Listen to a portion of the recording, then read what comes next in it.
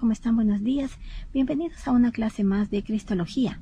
En esta oportunidad vamos a hablar acerca del ministerio de Cristo, los ministerios de Cristo. Así que empecemos con la clase. Antes de hablar específicamente de los ministerios desarrollados por nuestro Señor Jesucristo, vamos a hacer un análisis general de lo que es el ministerio de Jesús. ¿Cuáles son las características, en primer lugar, del ministerio de Jesús?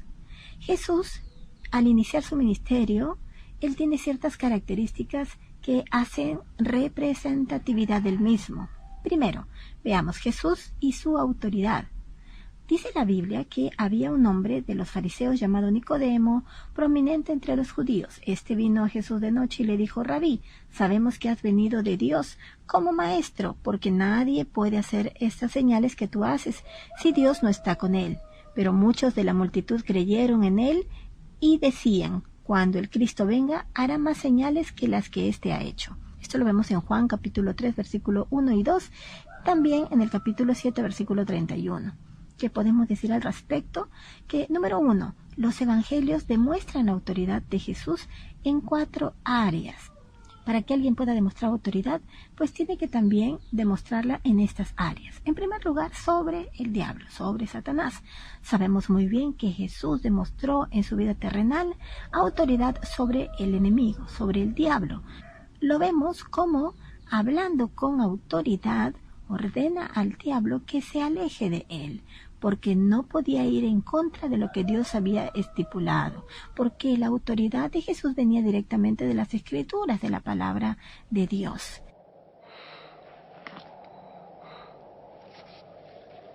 Y el diablo entonces le dijo: si de veras eres hijo de Dios, ordena a esta piedra que se convierta en pan.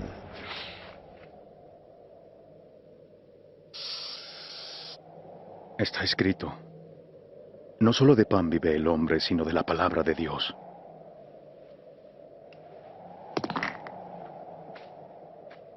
Vemos también autoridad sobre las instituciones judaicas, sobre la ley y los profetas. Jesucristo estuvo por encima de todo.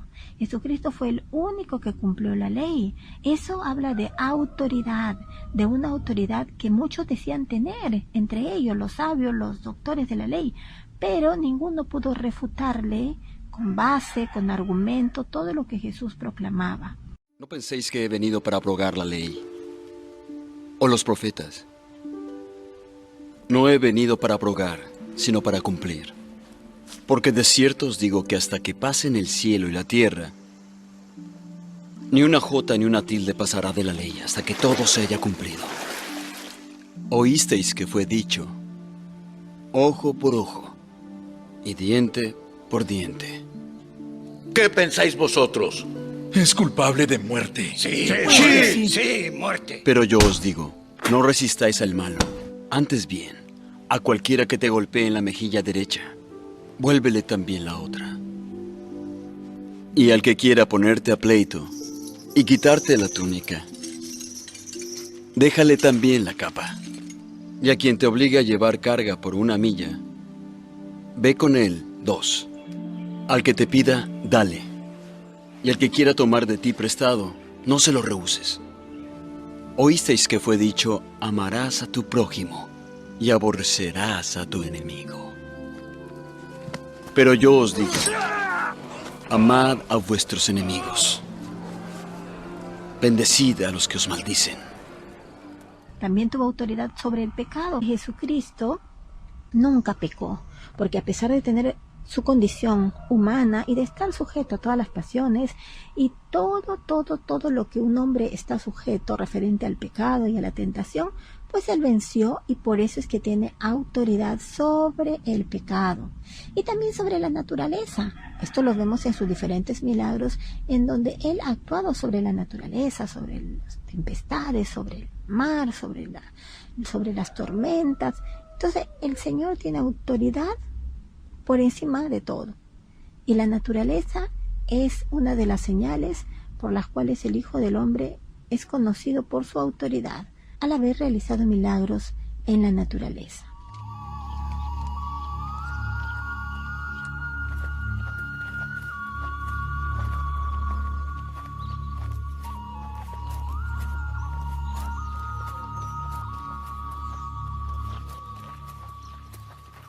Al amanecer, cuando volvía a la ciudad, sintió hambre.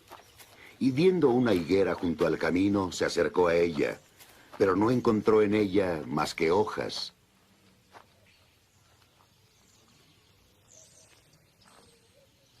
Entonces le dice: Jamás salga fruto de ti.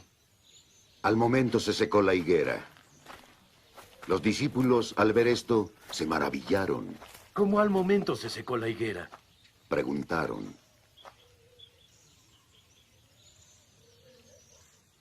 Jesús les respondió: Yo os aseguro, si tenéis fe y no vaciláis, no solo haréis lo que se le hizo a la higuera, sino que si decís a este monte, quítate y arrójate al mar, así se hará. Si tenéis fe, recibiréis todo cuanto pidáis en la oración. Ahora, la manifestación del reino de Dios por medio de su predicación, enseñanza y poder. Una de las cosas que caracteriza al ministerio de Jesús es la manifestación que él hace del reino de Dios por medio de su predicación, su enseñanza y su poder. En el aspecto presente podemos ver predicaciones, enseñanzas con autoridad. La gente se sorprendía y decía: ¿qué palabras son estas? O dura es esta palabra, ¿quién la puede cumplir? Su predicación conmovía a muchos. Su predicación atrapaba a la gente y les hacía conocer un nuevo camino, una forma diferente de acercarse al Padre, proveniente de un amor que venía directamente de Dios, a diferencia de la ley. Aquí ya no había ojo por ojo y diente por diente. Aquí había entregar la otra mejilla, entregar la capa, caminar una milla más. Eso refleja el ministerio de Jesucristo y sus enseñanzas con autoridad. A sus enemigos. Hagan bien a quienes los odian. Bendigan a quienes los maldicen. Y oren por quienes los insultan.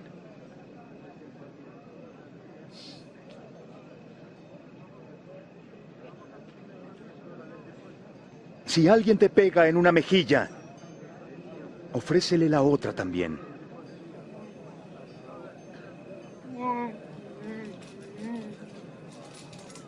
Y si alguien te quita la capa, déjale que se lleve también tu camisa.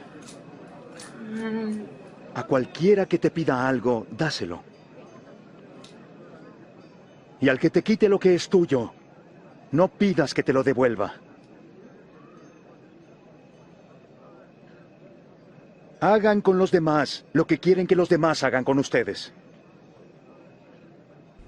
El Espíritu sobre mí, dice la palabra. En Lucas capítulo 4, versículo 18 dice: el Espíritu del Señor está sobre mí, por cuanto me ha ungido para dar buenas nuevas a los pobres. Me ha enviado a sanar a los quebrantados de corazón, para pregonar a los cautivos libertad y a los ciegos vista, para poner en libertad a los quebrantados. Aquí vemos pues el Señor Jesús hablando y refiriéndose a sí mismo. Este pasaje que nadie podía atribuirse porque era un pasaje atribuido únicamente al Mesías, el único que había podido venir a libertar a los cautivos. Ahora, también vemos en Lucas 17, del 20 al 21. El Espíritu del Señor está en mí, porque Él me ha señalado para dar buenas nuevas a los pobres. Me ha enviado para aliviar a los afligidos, pregonar libertad a los cautivos, dar vista a los ciegos y para poner en libertad a los quebrantados, así como proclamar el agradable año del Señor. Amén. Hoy, en vuestros oídos, las Escrituras se han cumplido. Las Escrituras se han cumplido. ¿Qué está diciendo? Dijo cumplido. ¿Cómo se atreve a decir tal cosa? ¿De qué hablas? La profecía que leíste solo se puede cumplir con la llegada del Mesías. Con la llegada del reino de Dios. También lo podemos ver en las bienaventuranzas, en estas enseñanzas que Jesús impartió y que mostraban pues a las personas una nueva manera de ver el reino de los cielos, una nueva forma de ética para aquellos que decían amar a Dios. Bienaventurados los pobres en espíritu, porque de ellos es el reino de los cielos. Bienaventurados los que lloran, porque ellos recibirán consolación. Bienaventurados los mansos, porque heredarán la tierra. Bienaventurados los que tienen hambre y sed de justicia, porque ellos serán saciados. Bienaventurados los misericordiosos, porque ellos alcanzarán misericordia. Bienaventurados los de limpio corazón, porque ellos verán a Dios. Bienaventurados los pacificadores, porque ellos serán llamados hijos de Dios. Bienaventurados los que padecen persecución por causa de la justicia, porque de ellos es el reino de los cielos. Bienaventurados sois cuando por mi causa os vituperen y os persigan, y digan toda clase de mal contra vosotros mintiendo. Gozaos y alegraos, porque vuestro galardón es grande en los cielos, pues así persiguieron a los profetas que fueron antes de vosotros. También lo vemos en la expulsión de demonios por medio de su Espíritu Santo, también en el testimonio de las obras y en la transfiguración en Mateo 17 del 1 al 7. Podemos ver estas manifestaciones del reino. El Señor se hizo visible a través de estas cosas y todo esto no podía ser ajeno a nadie del cumplimiento de las Escrituras. Para aquellos que no querían verlo, pues era fácil negarlo. Pero si ellos hubieran querido, hubieran podido ver que el Señor estaba dando a conocerse a sí mismo a través de todas estas manifestaciones. Pero lastimosamente la gente se cegaba porque esperaban otro libertador, porque no concebían que Jesús podía ser aquel que iba a venir a rescatar a su pueblo. Así que ese prejuicio los llevó a que ellos no pudieran observar todas estas manifestaciones. Esto lo veíamos en tiempo presente, en aquellos tiempos, obviamente. Ahora, existe un conflicto sobre la autoridad de su ministerio. El conflicto iba directamente relacionado, ustedes ya saben, con los líderes religiosos respecto a su autoridad. Así que vamos a ver algunos versículos al respecto. Bien, dice Mateo 21 del 23 al 27, dice: Cuando vino al templo, los principales sacerdotes y los ancianos del pueblo se acercaron a él mientras enseñaba y le dijeron: ¿Con qué autoridad haces estas cosas? ¿Y quién te dio esa autoridad? Respondiendo Jesús les dijo: Yo también os haré una pregunta, y si me la contestáis, también yo os diré con qué autoridad hago estas cosas. ¿Con qué autoridad haces esto? ¿Y quién te dio esa autoridad? Yo también os haré una pregunta, y si me la contestáis, también yo os diré con qué autoridad hago estas cosas. El bautismo de Juan, ¿de dónde era? ¿Del cielo o de los hombres?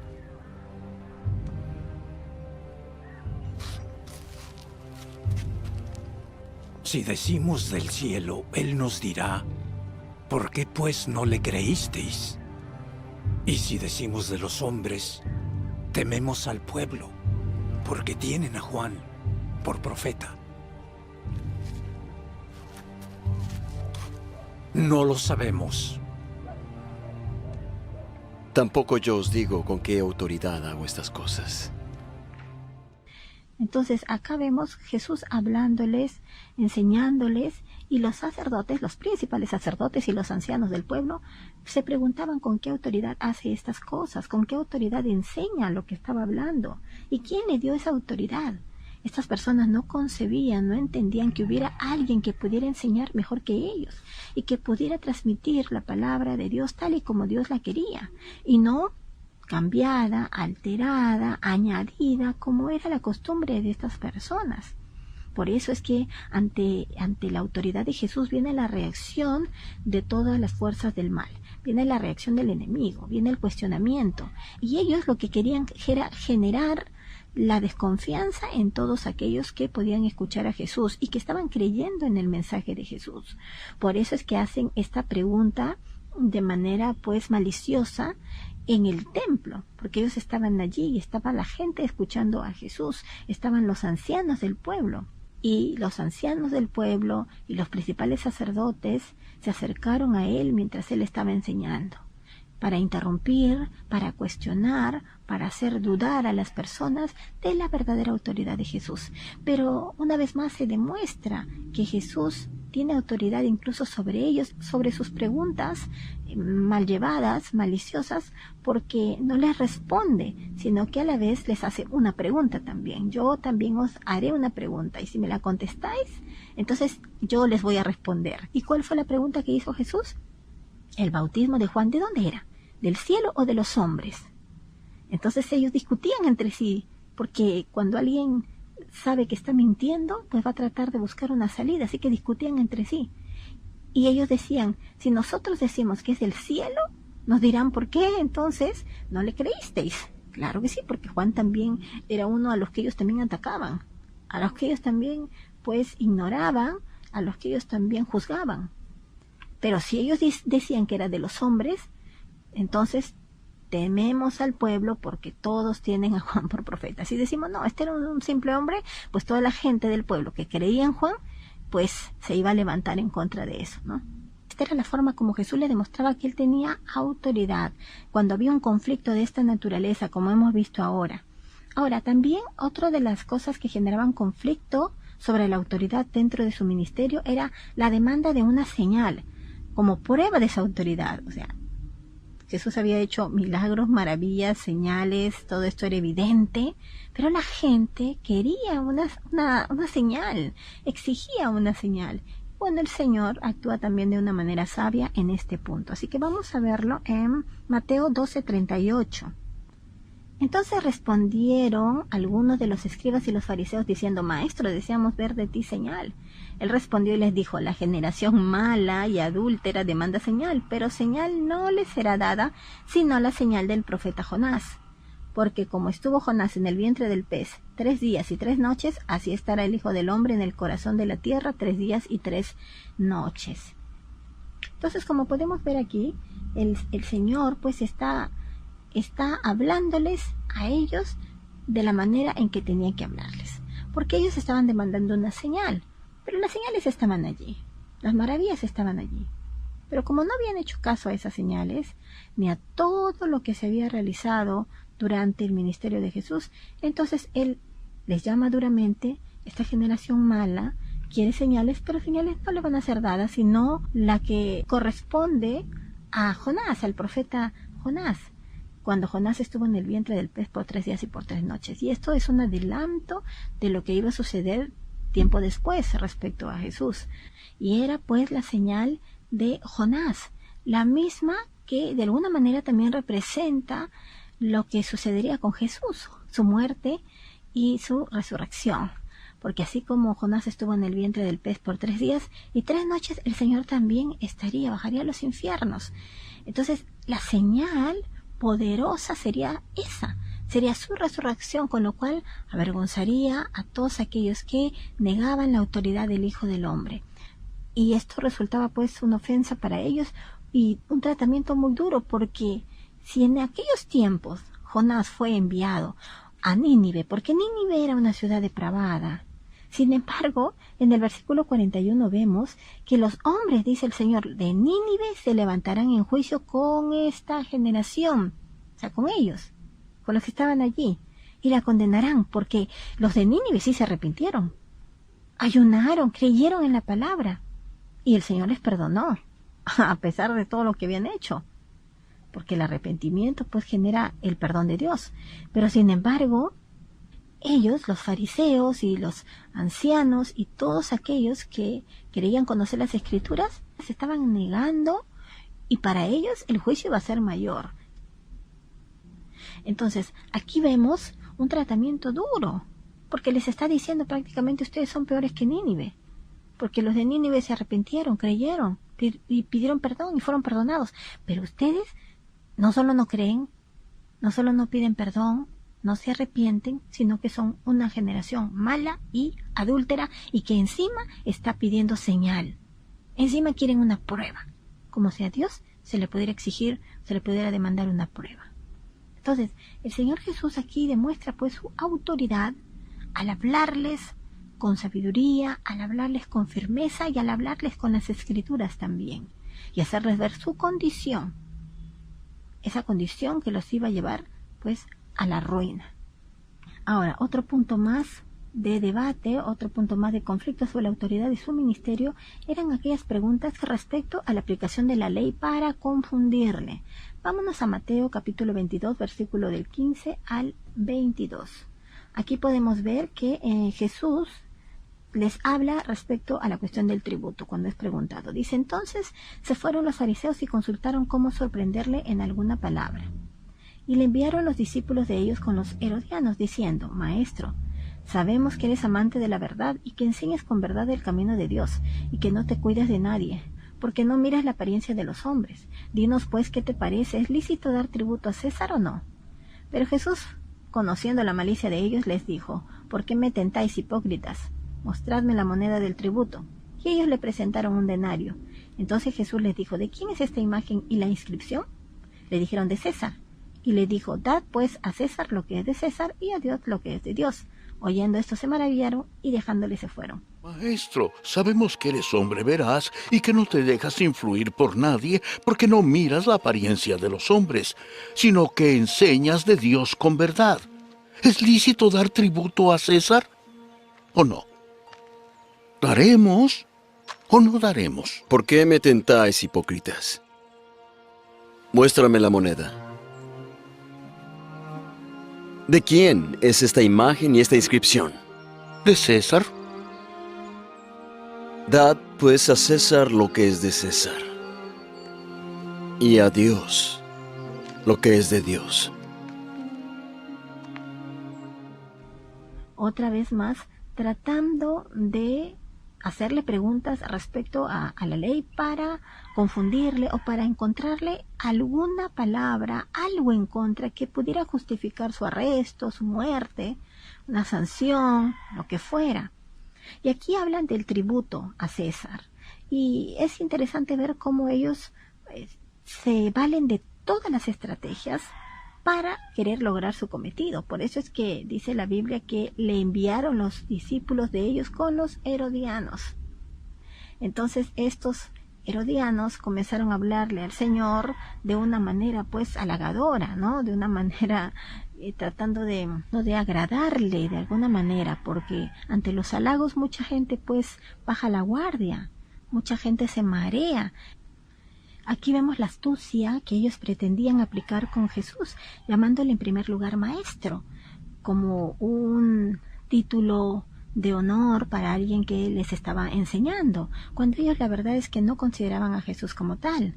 Entonces, cuando los halagos crecen, pues la gente muchas veces se marea. Pero aquí no solamente es eso, sino que además le dicen que es un amante de la verdad.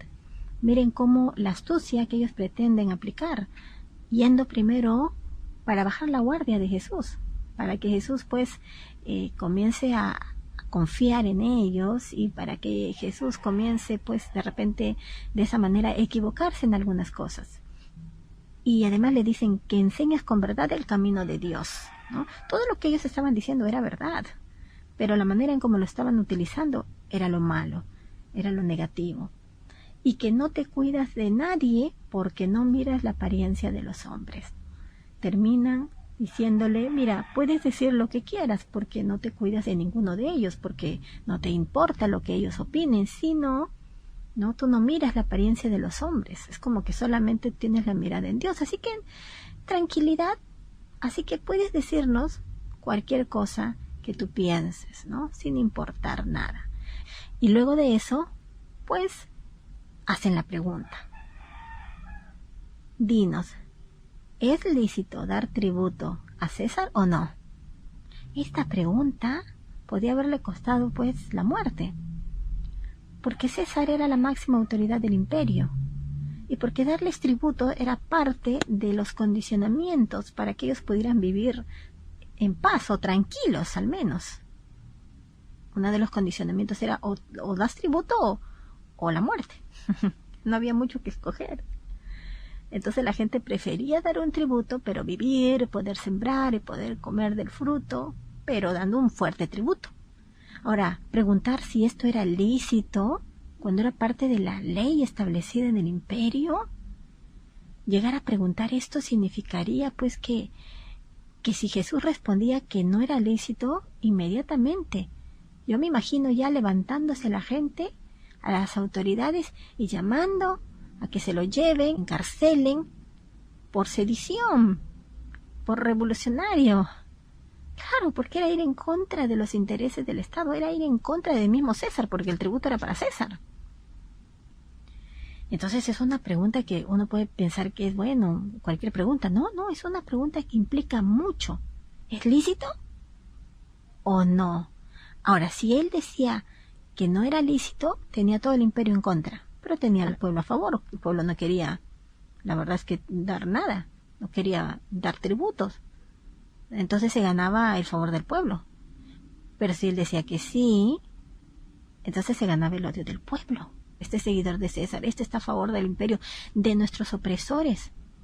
Miren la jugada, ¿verdad? Ahora, Jesús conocía la malicia de ellos, porque los había visto, porque los había escuchado, porque tenía experiencia con ellos. No había que tener algo extraordinario para darse cuenta de que realmente los fariseos y todos ellos realmente eran personas que siempre buscaban el mal de Jesús. Y siempre hablaban con malicia, y siempre actuaban con malicia. Y él les dice, ¿por qué me tentáis, hipócritas? Por todo lo que dijeron primero. Tú eres nuestro maestro, tú eres amante de la verdad. Y no porque no lo fuera, sino porque ellos no lo creían. Eso se llama hipocresía. Mostradme la moneda del tributo. Él pidió la moneda, pidió que le muestren la moneda. Y le dieron un denario. Entonces Jesús ve la imagen y pregunta, la imagen y la inscripción, y pregunta, ¿de quién es esta imagen? ¿De quién es la inscripción? Bueno, la imagen era de César. Y la respuesta pues que les da los deja a todos sin palabras. Entonces les dice, dad a César lo que es de César, pero darle a Dios lo que es de Dios. ¿Qué quiso decir con todo esto? No negó el impuesto a César, pero tampoco negó lo que hay que darle a Dios. Es una respuesta interesante, ¿verdad? Sería bonito poder explayarnos en esto, pero el punto aquí es el cuestionamiento que se hace a la autoridad de Jesús, la forma en que ellos querían hacer que él caiga en sus trampas, pero no era el tiempo de Jesús, así que no iba a pasar a mayores. Y pues la reacción final es que todos se maravillaron y dejándole se fueron, no había más. Un punto más para Jesús, ¿no? Como siempre. Ahora vamos a ver la autoridad representada por Jesús a través de su predicación, o sea, como predicador, como sanador y como profeta. En Lucas capítulo 14, versículos 18 y 19, se manifiesta la naturaleza del ministerio de Jesús, como es predicar, enseñar, sanar. Esto era algo que él venía realizando desde que empezó su ministerio. Predicaba, sanaba, y también daba a conocer las profecías, y sobre todo el cumplimiento de las profecías en él. Vamos a ver el ministerio completo, y vamos a hacer un adelanto de esto. Mateo 4:23. Ahí lo vemos. Recorrió Jesús toda Galilea, enseñando en las sinagogas de ellos, predicando el evangelio y sanando toda enfermedad y toda dolencia del pueblo. El ministerio completo lo podemos ver en Mateo 4:23. Mateo 4:23 nos dice, y recorrió Jesús toda Galilea, enseñando en las sinagogas de ellos y predicando el evangelio del reino y sanando toda enfermedad y toda dolencia del pueblo. Entonces ahí podemos ver que su ministerio era completo. Y eso apunta a que existan también ministerios completos, ¿verdad? Predicar, enseñar, hacer milagros. Todo eso formó parte del día a día del ministerio del Señor Jesús. Era típico en él, era característico en él. Entonces ahí vemos también esto y además la función de los milagros. Los milagros tenían una función específica. Por ejemplo, en el Antiguo Testamento los profetas Elías y Eliseo realizaban milagros. Era parte de... Si eras profeta tenías que realizar milagros, no solamente dar la profecía, que además de eso tenía que cumplirse, sino que además de todo había que hacer milagros. Y tenemos aquí diferentes ejemplos. ¿Usted se acuerda? El ejemplo de la viuda de Sarepta, la viuda de un profeta. Fueron milagros que hicieron los profetas en aquellos tiempos. Ahora, los milagros eran testimonio de que estos profetas, por ejemplo Elías y Eliseo, eran profetas enviados de Dios. Había una confirmación a través de los milagros. No eran actos aislados, sino que todos entraban en relación. A estos dos hombres, Elías y Eliseo, menciona Jesús en Lucas 4 cuando se refería a que ningún profeta es aceptado en su propia tierra, como tampoco lo fue Jesús. Los milagros eran las cartas credenciales del ministerio de los enviados de Dios. Ahora, en Juan 37:38, Jesús dijo, las obras dan testimonio de mí. Claro, porque Jesús, el Hijo de Dios que vino a predicar esta tierra, pues hacía obras, señales, maravillas, y esas obras daban testimonio de él, porque solamente él podía hacer ciertas cosas que otros, podía hacer todas las cosas que otros no podían hacer. Como vimos al principio, tener autoridad incluso sobre la muerte, incluso sobre la naturaleza. Ahora, en el primer mensaje o primera predicación de Pedro, en Hechos 2:22, Jesús Nazareno, varón aprobado por Dios entre vosotros, con las maravillas, prodigios y señales que Dios hizo entre vosotros por medio de él. Ahí está haciendo énfasis en el ministerio de Jesucristo, señales, prodigios y maravillas. Ahora, la muerte de Jesús también fue una meta en su ministerio, también era parte de. Jesucristo sabía que parte del cumplimiento de su ministerio o que la culminación de su ministerio se daría con su muerte y que en su muerte y resurrección se resumiría todo su ministerio, porque hacia eso él apuntaba, hacia eso él caminaba. Entonces podemos considerar la muerte de Jesucristo también como parte de su ministerio. Cuando Moisés recibió la ley de Dios, tomó la sangre de las ofrendas encendidas y las ofrendas de paz. Esta sangre las esparció, la mitad de ellas sobre el altar. Ahora, después de haber leído al pueblo el pacto que Dios había hecho con su pueblo y de obtener de ellos la promesa de obediencia, recuerden ustedes, en Éxodo 24:8 dice, «He aquí la sangre del pacto que Jehová ha hecho con vosotros sobre todas las cosas». Entonces, este antiguo pacto se relaciona más bien con un sacrificio, pero no hace referencia a que se va a hacer a través de él una remisión de pecados, de eso no habla. El nuevo pacto, en cambio, ese sí es de manera específica, es un pacto de perdón. Y Dios prometió ese pacto a través de su profeta Jeremías, un nuevo pacto que establecería una nueva relación íntima con el pueblo, con Dios, y que Él ya no se acordaría más de su pecado. Esto lo vemos en Jeremías 31:4, el Señor manifiesta esto. Este es el nuevo pacto. Este pacto sí ofrece un perdón de pecados. En el simbolismo de la copa, por ejemplo, Jesús corrobora el cumplimiento de este nuevo pacto. El objetivo de este pacto es el perdón de pecados, o sea, simple y sencillamente eso.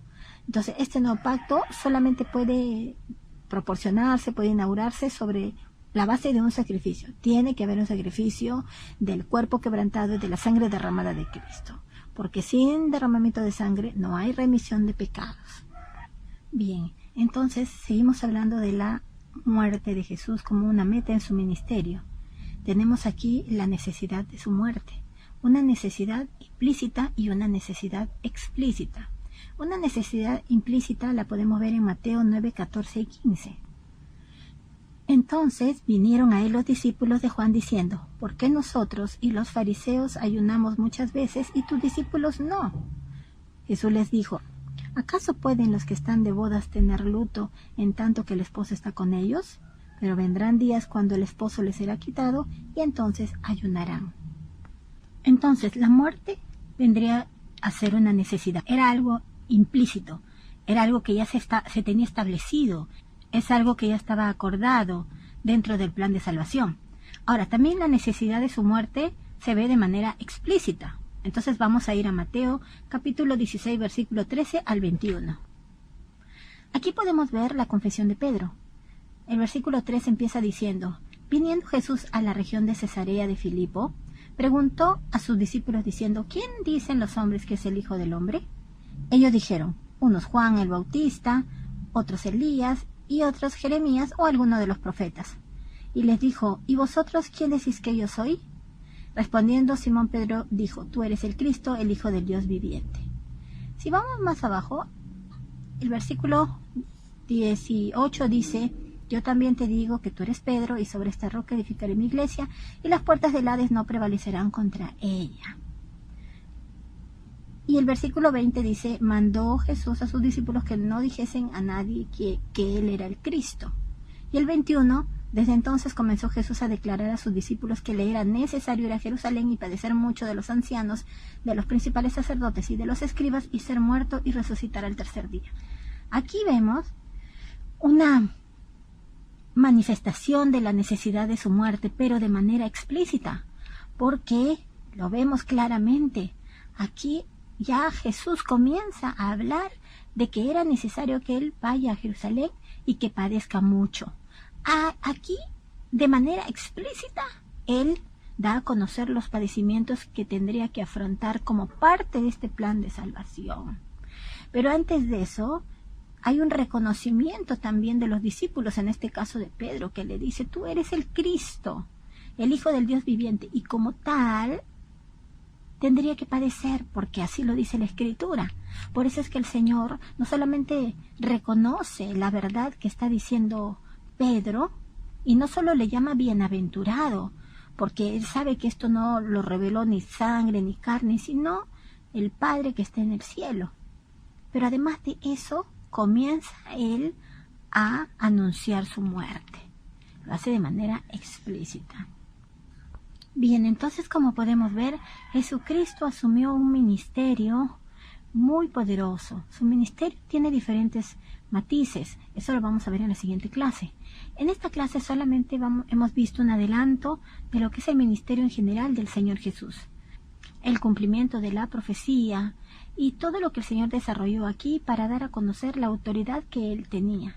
Hemos hablado específicamente de los milagros, de las señales, de las maravillas que reforzaban esa autoridad porque, como decían muchos, nadie nunca ha hablado así y nadie hace lo que Él hizo. Los milagros que realizó, seguramente que muchas personas se levantaban y tenían adeptos, pero hacer los milagros, maravillas, señales, prodigios que Jesús hizo como parte de su ministerio, la verdad es que ninguno de ellos pudo imitarlo, ninguno de ellos pudo igualarlo. Por eso es que el ministerio de Cristo resulta tan importante el poder estudiarlo, porque es la base que nos deja a nosotros. Por ese camino es donde se debe transitar. Los evangelios sabemos que hablan de la vida de Jesús y se ocupan bastante tiempo en hablar sobre la autoridad de Jesús, sobre la muerte de Jesús. Hay grandes capítulos para la muerte de Jesús, que hace ver que esta muerte era parte de su ministerio, era la culminación del mismo, con el cual iba a lograr la salvación para toda la humanidad, para todos aquellos que confesaran el nombre de Jesús. Entonces, estamos viendo aquí en esta clase que el reino del Señor se manifiesta también por la predicación, por la enseñanza y por el poder. Y es lo que precisamente Él quiso que sus discípulos también tomaran en cuenta, que fueran y predicaran el Evangelio. Y lo último que el Señor les dice antes de partir a los cielos es ir por todo el mundo y predicar el Evangelio a toda criatura. Entonces es una orden del Señor porque Él lo hizo, porque Él cumplió hasta donde Él tenía delimitado, llegó su ministerio. Más allá ya le correspondía a otros. Les correspondió a Pablo y en este tiempo nos corresponde a nosotros como iglesia del Señor. Entonces aquí vemos que haciendo esto Jesús manifestó el reino de Dios a esta tierra. Haciendo todo esto, su predicación trajo el reino de Dios aquí, a la tierra, a la humanidad. Por eso es que el Señor Jesús decía, el reino de los cielos se ha acercado. Y también decía, de cierto os digo, que quiere decir de verdad, les digo la verdad, les estoy diciendo esto. Y ahí enseñaba, y ahí hablaba, y hacía milagros, señales y maravillas. Entonces es parte de esta autoridad que debe tener todo ministerio. El Señor Jesús iba a desarrollar un ministerio fuerte, por lo tanto tenía que tener una autoridad fuerte también, bien definida y basada, amparada en todas estas señales de las que estamos hablando. ¿De que ha habido conflictos con la autoridad de su ministerio? Claro que sí. Muchos se levantaron, los líderes religiosos, los fariseos, los saduceos incluso, y muchos más se levantaron en contra de todo lo que el Señor Jesús decía, y negaban todo lo que Él decía por el simple hecho de que Él lo decía, por el simple hecho de que el hijo del carpintero era el que estaba hablando y comentando todo esto. Pero sabemos nosotros que frente a estos conflictos Jesús siempre salió victorioso, siempre salió airoso. La gente pedía y exigía demandas, exigía señales para poder creer en Jesús. Jesús no tuvo que hacer nada de eso cuando ellos lo requirieron. Él ya había dejado señales, él ya había dejado muestras, evidencias de que realmente él era el Hijo de Dios, aún sin decirlo. Pero la gente quiere las señales, las demostraciones, las demandas en el momento en que ellos quieren. Y esto no funciona así, esa no es la manera. Muy bien, y también hemos visto que trataron muchas veces de confundirle. Trataron muchas veces de que él pudiera equivocarse en algo, pudiera fallar en algo, que le saliera ese lado humano, imperfecto, y pudiera cometer algún improperio, pudiera cometer algún error que le causara no solamente ir a prisión, sino la muerte. Pero nunca pudieron hallar nada. Nunca hubo algo que hiciera que Jesús fallara, porque Él fue perfecto en todo. Entonces, esta es una pequeña introducción para poder entrar a profundidad a los ministerios de nuestro Señor Jesucristo. ¿Usted quiere saber en qué consisten esos ministerios? Le doy un adelanto. Los ministerios de Jesucristo como Rey, Jesucristo como sacerdote y Jesucristo como profeta. Así que les dejo esto allí y conmigo será hasta la siguiente lección. Dios les bendiga.